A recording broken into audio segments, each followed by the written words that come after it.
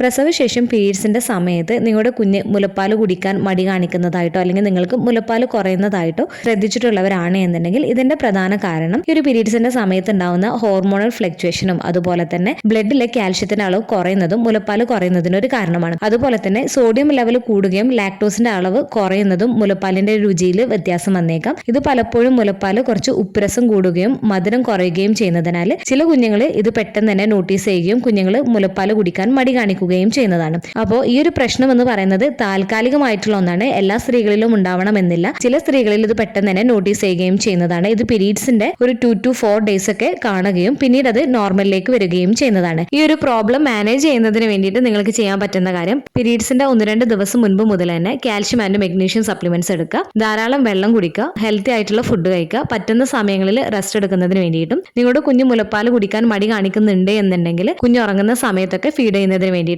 കുഞ്ഞിന്റെ ഡിമാൻഡ് അനുസരിച്ചിട്ട് ഫീഡ് ചെയ്യുന്നതിന് വേണ്ടിയിട്ടും നിങ്ങൾ ശ്രദ്ധിക്കുക.